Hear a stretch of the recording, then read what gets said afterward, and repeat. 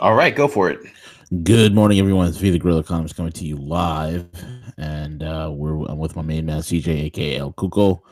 We're bringing the news, the views, and all the information important to you. Check us out, roguemoney.net. Follow us on Twitter at the Rogue Money and Rogue Money on Facebook. Steam it, DTube, every single place you'd want us to be. And check out our sponsors, remaincom.net, remaincom.net, whether you need funds to do whatever you want in terms of either, I don't know, buy a house, maybe you get investments, maybe buy cryptos, whatever the heck it is you want to do, pay off some bills, whatever the heck it is. Remain Calm is the place that you can get that done. Remaincom.net. Also, get your credit score fixed and start this new year of 2018 with a financial bang. Remaincom.net. Guys, if you haven't done so already, the reviews have been absolutely stellar. I'm talking about the cryptoschool.io, the cryptoschool.io, the cryptoschool.io. Check it out. Learn how to trade, learn what wallets are good, learn how to move in and out of fiat, learn the ins and outs of trading cryptos over at the cryptoschool.io. And with that being said, CJ, what's going on, brother?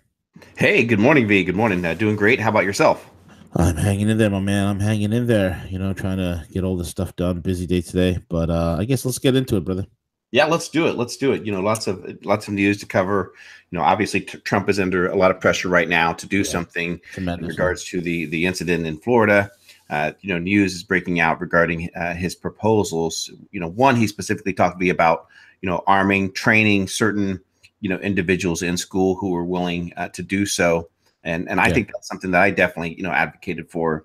But now also he's absolutely. coming out and kind of parting ways a little bit with the NRA, because he is actually also, and he did tweet this out himself, as far as raising the age to 21 on Yeah, certain weapons, and obviously that's a concern, right there, as far as how much, obviously I understand there's got to be some give and take, some negotiation. But yesterday, like almost every liberal was just like slamming, like, oh, we don't want to put weapons in our teachers' hands. That's just completely the wrong thing to do, and everything. So they're going to try to take everything. There's no negotiating with these people, V. no, there's no rationality with these freaking idiots who, cling to ideology in spite of reality, and that's a problem. I don't like people who cling to ideology in spite of reality, and that's the problem with the libtards. Yeah, and then you Teach also you there. have to, yeah, I'm here. Yep. Also, you have to figure, if he goes and they do raise the age to 21, what are they going to do with the military? Are they going to Maybe they raise should the raise enlistment the age age to to the that. military to 21? Well, it goes with the whole thing. You can't drink until you're 21, so now you can't have a firearm until 21. Yeah, I get. So the same argument can be made over there. Um, I don't know. I don't know if that. I don't think an 18-year-old kid should be able to buy a gun. You're too stupid at 18. And then let's be honest. Culturally, we're a different country than when we were 50, 60, 70, or 80 years ago. 18-year-old kids today have the mentality of a 12-year-old. Actually, I would say a 12-year-old is probably more responsible back then than an 18-year-old is today. Most 18-year-olds are idiots. So, should an 18-year-old, but again, the question swirls around, and I have to agree with you. There's two sides of the coin. Um, Allowing an 18-year-old to buy a gun. I guess it's okay if the 18-year-old passes a background screening, a psychological evaluation, and he's not on any type of psychotropics. Because at the end of the day, Siege, I think that's the biggest issue here is the psychotropic, the SSRI drugs, man. Yeah, and that's the thing that he needs to bring into the conversation. He talked during his State of the Union address about major shifts going after the pharmaceutical industries. I think that's a conversation that everyone can kind of agree with. If you take a look at the last several incidents of mass shootings in America, it's all involved these individuals who, obviously mental health issues, but then have been on these prescription drugs. I think they need to evaluate and, really do some studies as far as, what is happening. Those drugs rewiring people and them going out and committing these crimes be. Yep, exactly. And that is the biggest problem. And the most of these guys who do these school shootings are just raging cowards to begin with. So that's the whole entire thing. Yeah, it is. And then I think also, there's this, mad rush to say, well, we got to do something, with the guns. But, more and more information just continues to come out, V, regarding the complete breakdown in security protocols and what should have taken place, at this school. And now we're also getting, breaking information that the officer that was on duty, at the school, that he never went in. He never did anything at all, through the shooting. So he basically sat outside and just, let this happen. Let this fold. Just completely broke any type of, protocol. So this information is coming out that the uniformed officer identified as Scott Peterson was suspended without pay. Should have been fired. There's no suspension. You don't go in and, according to Broward County Sheriff Scott Israel. However, he has since resigned and retired from the department, which is his right. Quote unquote, we're not going to disclose the video at this time, and we may never disclose the video depending on the prosecution and the criminal case. And I think by far this is where the investigation, needs to begin. The investigation needs to begin on the breakdown, the protocol breakdown in this community with the police, with the local, law enforcement, with the FBI. It also, in this article, it goes out to specifically state that they are also learning on February the 5th of 2016, the Broward sheriffs were warned by a neighbor's son that Nicholas Cruz, quote unquote, planned to shoot up the school on Instagram. We're now finding out during the shooting, a deputy could have saved lives, but he hid instead as teenagers were killed. That's what we need to look at, V. Yeah, exactly correct, my man. Exactly correct. The insanity. It just it never ceases to amaze me. And you know what? I think the larger American public is not buying the BS. Okay, he's not buying the BS of this whole entire narrative that's being pushed. This whole anti-gun narrative. Nobody wants that. Nobody wants to ban these weapons. The answer is to treat the mental illness and put gun, just like what the president said, gun adept teachers and coaches in those buildings, and then you'd have a significant reduction in any one of these problems. Yeah, absolutely. So then you compound that with this new FUD that's coming out in Congress in regards to their efforts to regulate the cryptocurrencies. These are idiots that don't even know how to regulate a lemonade stand, let alone blockchain technology. Oh my God. U.S. lawmakers are proceeding to consider new rules that could force stricter federal oversight on cryptocurrencies. They all seem to agree, while Congress fights over everything from gun control and what bathrooms people could use, Russia, healthcare, blah, blah, blah. Cryptocurrencies need federal regulation. They're going to run into the reality. Okay, they're going to run into the reality that a lot of governments throughout the world are running into. And that reality is you can't regulate them. It's very, very difficult to do. And that's what these morons they'll understand. That's not going to stop them from trying. And because of technology, the genie's out of the bottle. There will always be a workaround to anything that these kleptocrats will come up with, CJ. So that's a good thing. And it's a terrible state, but this is what we're up against. We're up against this big bureaucracy in terms of really trying to remove a lot of our freedoms, and this ties directly to that they're just so afraid of what cryptos, what blockchain is doing, and eventually what that would lead to is them losing control potentially of the financial system. Yep, absolutely, my man, absolutely. New Silk Road reaches Latin America, brother. Yeah, game changer, right? I mean, this is meanwhile in the land of adults. Meanwhile, that's what we said on our interview with Dave on X22 Spotlight. That anytime we talk about China, Russia is the land of adults. So this comes to us. With Harley too. So. Yeah, oh, that's right. I forgot. Yeah. This comes to us from Pepe Escobar. And carried over to the Saker. Our friend the Saker has this article posted, and that's that China's new Silk Road reaches, Latin America. A sharp geopolitical shift took place a month in Santiago, Chile, at the second ministerial meeting at a forum grouping China and 33 member communities of Latin America and the Caribbean state.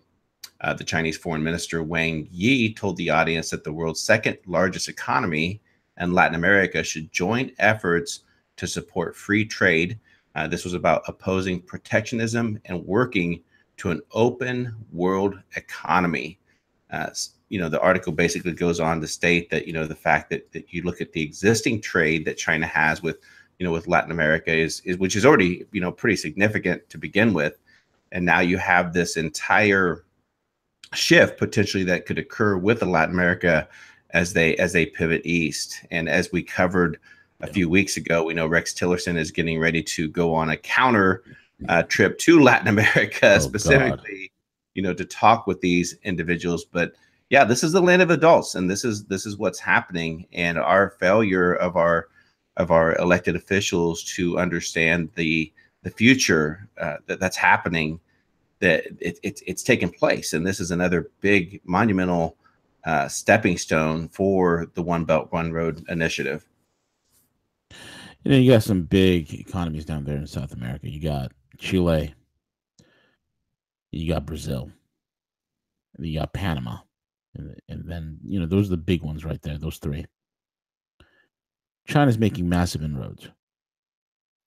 They are coming with a bushel of everything from infrastructure deals, trade deals, to bleeding edge technology. Bleeding edge technology.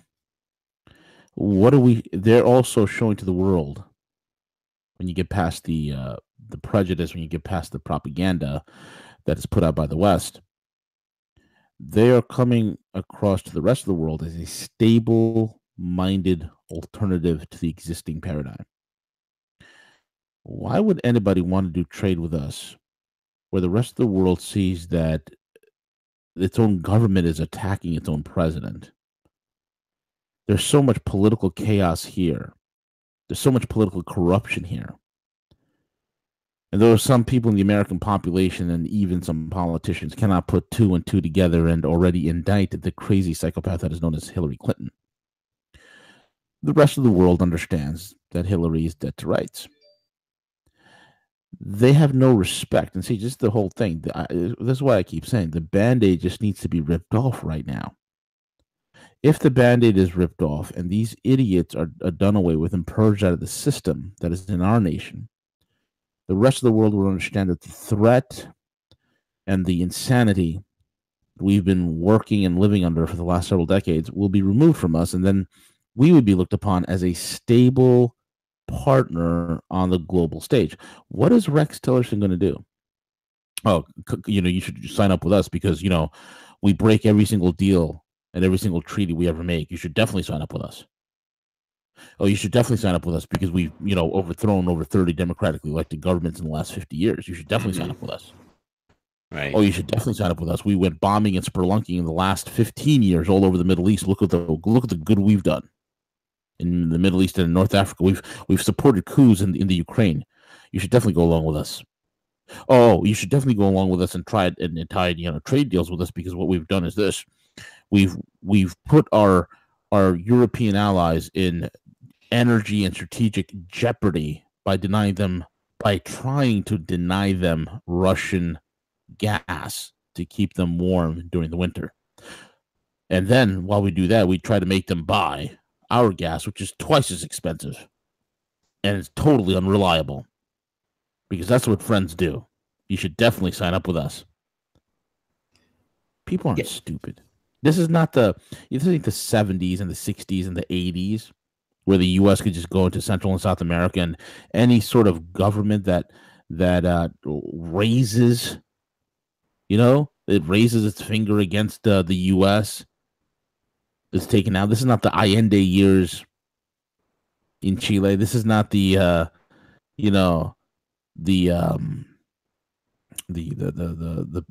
Pinochet years. This is not any of that. This is a different paradigm. What do we offer them? What do we have to offer the world?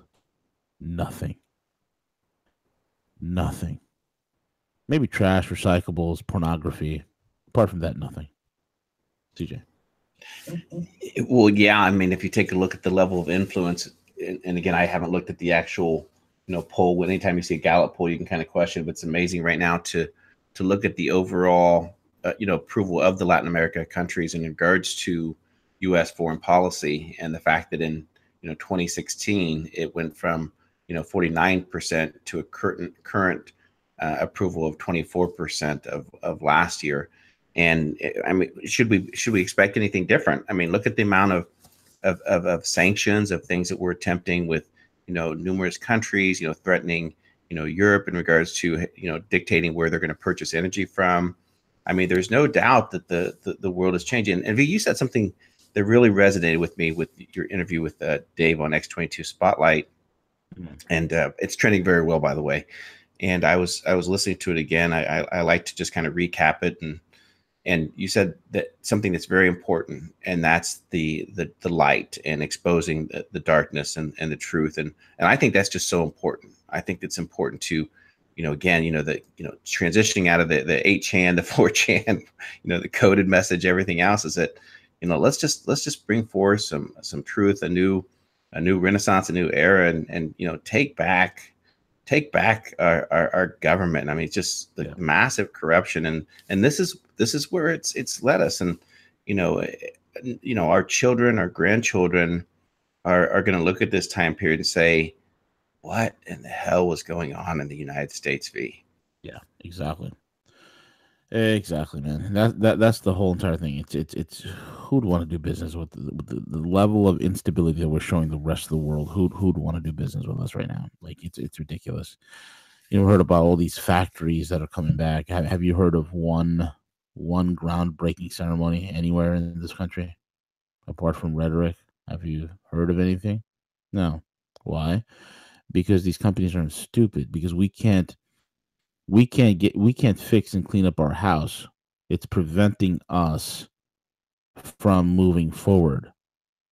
It's disgusting. And look, America's at a crossroads. America needs to rediscover who it is. And if we as a nation do not have the balls, and I'm sorry if that terminology offends you, I know it's not gender inclusive or gender pronoun friendly, but if we as a country do not find our balls and fix the problems that we're facing today, we don't have a country anymore. Let's say, like what Harley Schlanger says on the SGT report, where he said, stopping this coup, it means your life. Your life depends on stopping this coup. It literally does. And I'm asking those that are in power, the QAnons, the people in the administration, you guys really need to consider pulling the Band-Aid off this whole entire thing as quickly as possible. 40% of the country is not going to believe you anyway. Even if you gave them video proof of Bill Clinton raping a 10-year-old boy, they will tell you that it's CGI.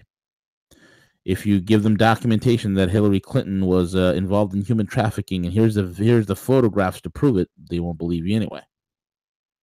40% of the country are too stupid. They're too brain dead. They will continue. They will riot. They will rage. They will be out on the street for their pinko commie rights. But 60% of the country needs to do this. They need to get behind the president. They need to get down to Pennsylvania Avenue in Washington, D.C., and we need to straighten out the entire government, period. And those 40% that get out of line, we need to kick their teeth in. Not kill them, not shoot them, I'm not advocating any of that. But they need to get a good smack around, the type of beating that their dad never gave them. And that's why they're out there doing this kind of stuff. It's because their dad never beat them. Okay? So that's what needs to be done. I'm getting tired of this insanity. Just getting tired of it, man. I'm getting tired of sitting here reading the latest Q post and trying to figure out what the heck is this guy talking about. Getting tired, Siege. Just getting tired. Because things need to get done, man. Yeah, I completely understand, V. Absolutely. Yep. Well, today's a short morning. I got to run to a meeting. With that being said, Siege, anything else you want to cover? Yeah, make sure to go to roguemoney.net. Check out a great article that's posted by Bankster Slayer, and it's titled, "Is Trump Sitting on a Real Life National Treasure?" I read through the article. I'm going to go through and read it again. And then we're also going to try to look to get an interview scheduled with Bankster Slayer, and then also with the dark, is it called the Dark Journalist? Is that his alias of what he goes by? Oh, yeah. Dark Journalist, yeah. Yeah, Dark Journalist, because he's done an interview series, podcast series, talking about Nixon, and specifically with Project Blue Book. that dates back to I like that guy. That guy's awesome. yeah, it dates back to the UFO and the UFO phenomenon and what Nixon may have known at that time, and supposedly a time capsule that may very well be, uh, there, in the White House. So again, go check out the article. I'm not doing it justice to just talk about it. Yeah. Go check it out, and then, like I said, we're going to follow it up. I messaged Baxter saying like, hey, this is a lot of information. I just don't think it does it justice to briefly cover it. Let's get an interview scheduled. But and then as far as today. 11 a.m. Eastern Standard Time. We have Tracy Baines joining us, so we're very excited about that. And then, if you haven't listened to them yet, yesterday was a great day. We had a lot of fun, a lot of great shows with Harley, and then also with Gus. Yeah, absolutely. With that being said, folks, we are over and we are out. Take it away, El Cuco.